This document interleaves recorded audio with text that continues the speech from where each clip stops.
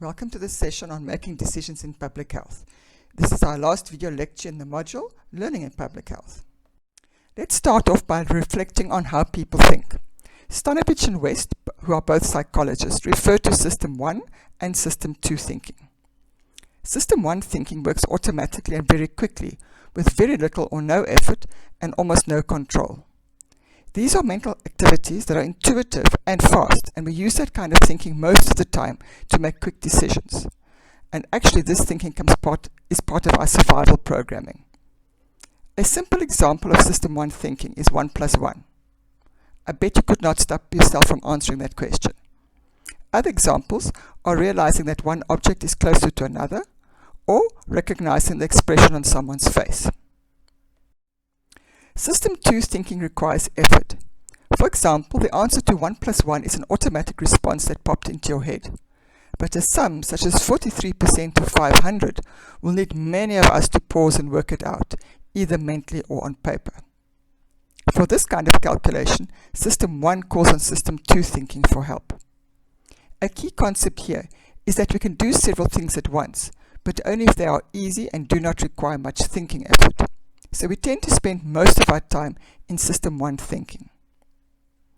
System 1 thinking continuously suggests impressions, feelings, intuition, etc. to System 2.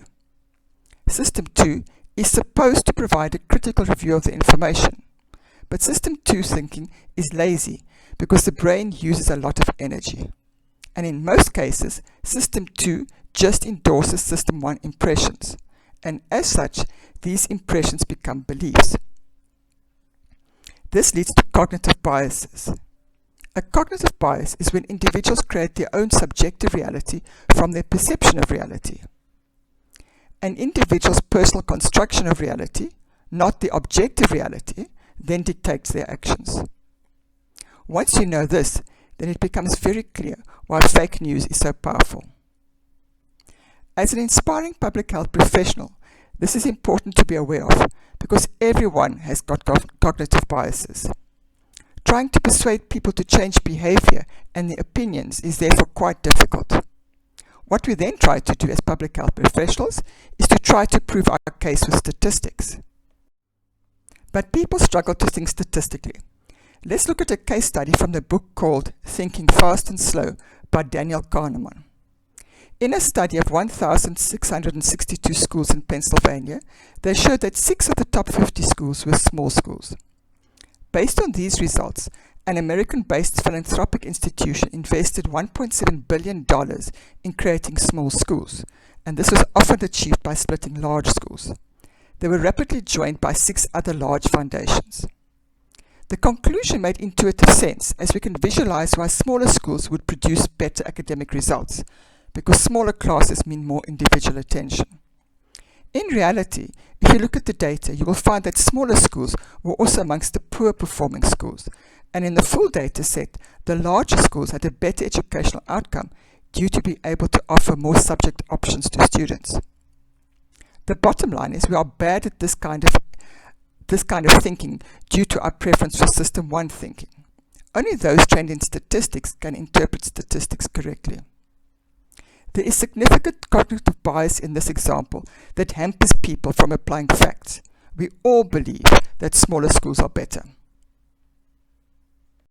So if we are bad at this kind of thinking due to our preference for System 1 thinking and our cognitive biases, what can we do? Let's look at this example from the same book. In version 1, there's a question: what percentage of men had 1 or more heart attacks? And in version 2, how many of the 100 participants have had 1 or more heart attacks? The results for version 1, what percentage of men had 1 or more heart attacks, there was an incidence of error of 65%, whereas in version 2, how many of the 100 participants have had 1 or more heart attacks, the incidence of error was far lower at 25%. The explanation for the improvement is that the reference to 100 participants allows our mind to better visualize the number of people. Here the take-home message for public health professionals is to make it easy for people to visualize the facts that we want them to understand. People's health behavior is influenced by their perceptions of risk. Now that we know that people struggle to understand abstract statistics, Let's look at a study that was done by Slovik, Lichtenstein and Fischoff. They asked participants to indicate the more frequent cause of death and the estimated ratio of the two frequencies. Let's see how well you do. In the first example, death from a stroke versus accidental death. Which one do you think causes more deaths, stroke or accidental? Hopefully you picked stroke. 80% of respondents picked accidental death, but stroke causes double the amount of deaths annually. Let's try again. Which one do you think causes more deaths, being hit by lightning or death from botulism? Did you do better? Death by lightning was considered less likely than death from botulism, but death by lightning is 52 times more frequent. Here's your opportunity for a last try. What do you think? Do more people die from accidents or diabetes? Death by accidents was judged to be 300 times more likely than death by diabetes, but the actual ratio was 1 to 4. Media coverage distorts our ability to accurately perceive risks. That which is more unusual gets more media attention. One of the weaknesses of System 1 thinking is that it operates on the assumption that whatever data it could pull up is the only data that exists to be able to make a decision. Also, frightening thoughts occur to us with ease due to System 1 thinking, which was developed to make sure that we can stay alive. In other words, what you see is all that there is, so stock up on toilet paper while you see it. Let's talk about effect heuristic. The effect heuristic is a mental shortcut that we use when making automatic decisions, whereby we rely heavily upon our emotional state during decision making, rather than taking the time to consider the long-term consequences of a decision. In an experiment by Slovik and his colleagues, they surveyed participants regarding their perceptions of risks and benefits with regard to a range of technologies. They found that when people view something as favorable, they think that the benefits are high and that the risk is low. Conversely, if they don't like something, then they view the risk as high and the benefits as low. When presented with written information regarding the technology, the information was successful in not only increasing their views regarding the benefits, but they also changed their minds about the risks. Written information, therefore, forced them to engage System 2 thinking.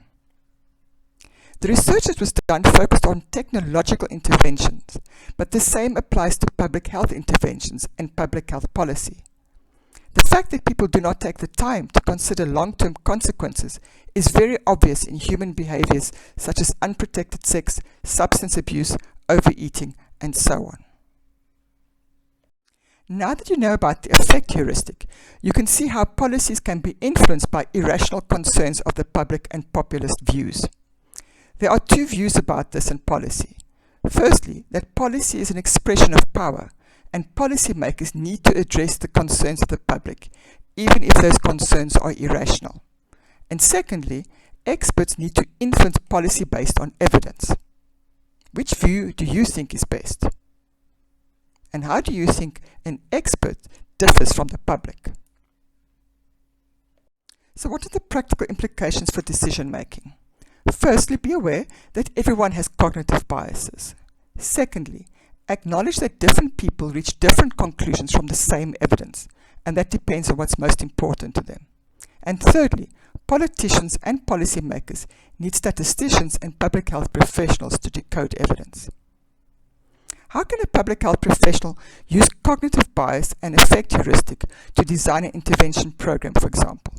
In other words, how can we use cognitive bias and effect heuristic in a positive way? Here's an example. Many countries include instructions regarding organ donation in the case of accidental death on driver's licenses. One would like to think that drivers think deeply about this choice, but the statistics say otherwise. In Austria, the rate of organ donation is 100% compared to Denmark, that only has a 4% donation rate. Would you like to guess why? Yep, you are right if you said that Austria has an opt-out policy and Denmark has an opt-in policy. This means that drivers have to go to the effort of removing this option in Austria, and they don't, because it's the easier choice not to. Of course, they might also feel guilty for removing this option, but either way, the greater social good is served. The key concept here is how can you as a public health professional develop programs and public health messages to nudge people to make the right decision. So what is nudge theory? Nudge is a concept in behavioral science, political theory, and behavioral economics, which proposes positive reinforcement and indirect suggestions as a way to influence the behavior and decision-making of people. Here we have an example of how to reduce the littering of cigarette butts. It is simple, it is visual, and it is engaging. The second example is obvious, even though it might be a bit depressing if you compare the calories you can expend by climbing the stairs versus how many calories there are in a chocolate bar. Some countries have already created nudge units to try to influence people's behavior for the better.